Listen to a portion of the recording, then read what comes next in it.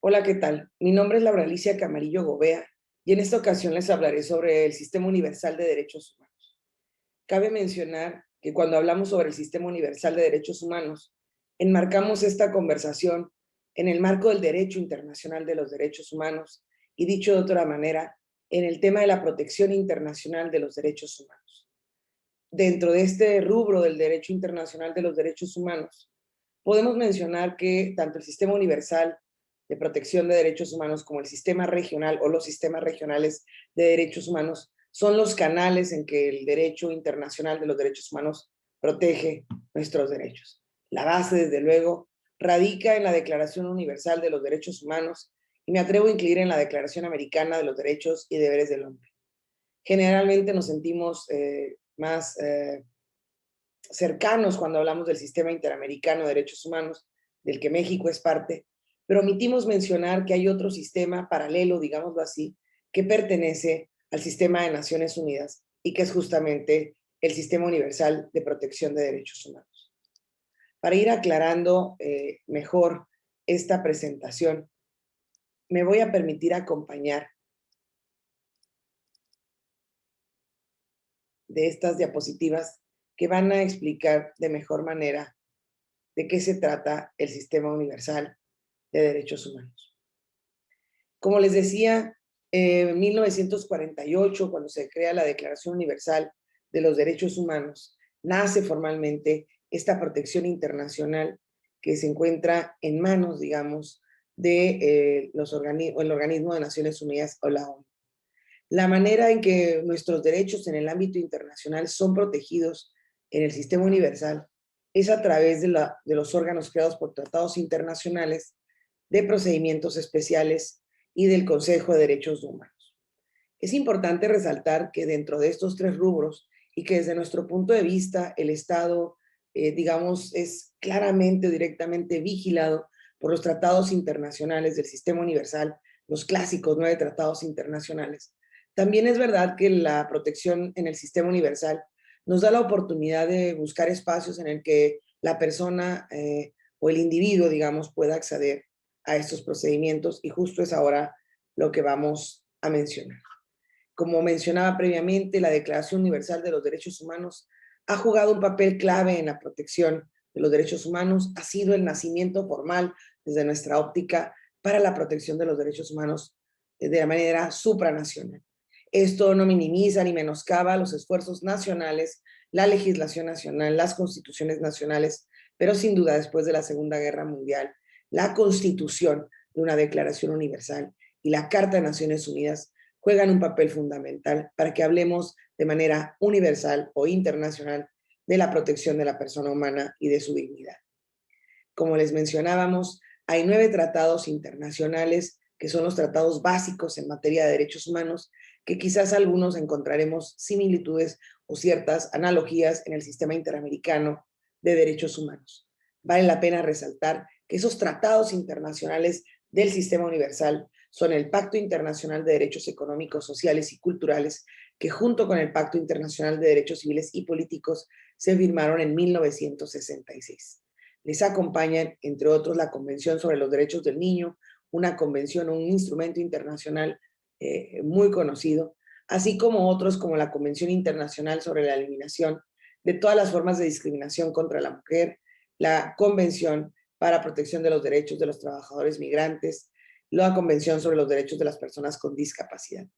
Estos nuevos tratados, entre otros que he mencionado y que aquí se visualizan, son justamente los instrumentos internacionales que el sistema universal vigila. Utilizamos esta expresión porque justamente, lo decía al principio, desde nuestro punto de vista el sistema universal tiene una connotación también de vigilar al Estado y el cumplimiento de sus obligaciones internacionales. El papel del Consejo de Derechos Humanos está enfocado en la revisión del papel de los Estados en la protección de los derechos humanos, pero también los comités creados por tratados, o los órganos creados por tratados, que son los comités, mejor dicho, van a vigilar el cumplimiento de estos tratados.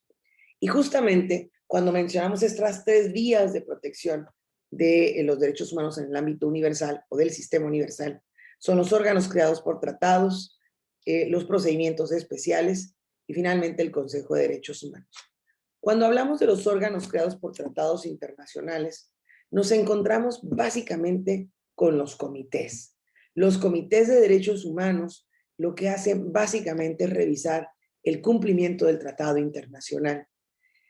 Se emiten observaciones, se formulan observaciones o recomendaciones generales. En el caso de México, son 6 los comités que pueden conocer de comunicaciones particulares o individuales. Es interesante esto porque de pronto acudimos al sistema interamericano por ser un canal regional, por la aceptación de peticiones individuales, pero perdemos o podemos perder de vista que en el sistema universal, los órganos creados por tratados de derechos humanos también abren paso a las comunicaciones particulares, y aquí se mencionan 6, aunque en realidad ahora son 7, entre ellas el Comité para la Eliminación de la Discriminación contra la Mujer, el Comité para la Discriminación, para eliminar la discriminación racial, Comité para Personas con Discapacidad, Comité contra la Tortura, el Comité de Derechos Humanos, el Comité de los Migrantes y más recientemente el Comité contra la Desaparición Forzada. Es importante, digamos, desde un punto de vista institucional, también académico y, por supuesto, en la mira de la protección de los derechos humanos, que el Estado mexicano, especialmente hablando de él, haya habilitado o se permitan las comunicaciones particulares ante estos comités. He de mencionar que México es parte de los 9 tratados internacionales y que el sistema universal se convierte también en un canal para reclamar formalmente la violación de nuestros derechos humanos. De tal suerte que por eso es que hago alusión a la ratificación, al reconocimiento expreso de aceptar comunicaciones particulares en el caso del Comité contra la Desaparición Forzada, por ser un comité y además vigilante del tratado de la Convención contra la Desaparición Forzada, lamentable, tan cercano al Estado mexicano. Como les mencionaba, además de los comités que son creados por los tratados internacionales y que emiten recomendaciones, otros 2 mecanismos basados en el sistema universal o en la Carta de Naciones Unidas es el Consejo de Derechos Humanos y los procedimientos especiales. En el caso del Consejo de Derechos Humanos, me atrevo a decir que tiene tintes más del derecho internacional tradicional, es decir, esto básicamente es la reunión de ciertos estados del sistema, de la composición de organismos de Naciones Unidas que revisan o analizan violaciones graves y sistemáticas de derechos humanos y ayudan a desarrollar el derecho internacional de los derechos humanos. Desde nuestro punto de vista, el Consejo de Derechos Humanos tiene una función quizás más política en términos de protección o revisión, análisis, vigilancia y observación de los derechos humanos, pero de manera general y específicamente atiende violaciones graves y sistemáticas. Es una composición, como les decía, de estos estados que ha reemplazado a la Comisión de Derechos Humanos y que luego se reúne en Ginebra, pero digamos desde un punto de vista más interestatal y diplomático. Me parece a mí que los comités, es decir, los órganos creados por tratados y los procedimientos especiales son de uso o de atención más directa. Cabe destacar que existe aquí el examen periódico universal que se realiza cada 4 años, del que México ha sido parte, que es interesante ver las recomendaciones que se le han hecho al Estado mexicano y que básicamente el examen periódico universal se caracteriza por realizarse cada 4 años y se toma información que proporciona el Estado, expertos independientes y los organismos de la sociedad civil. En el caso mexicano, en los últimos años ha sido relevante la participación de las organizaciones civiles para destacar y señalar violaciones de derechos humanos.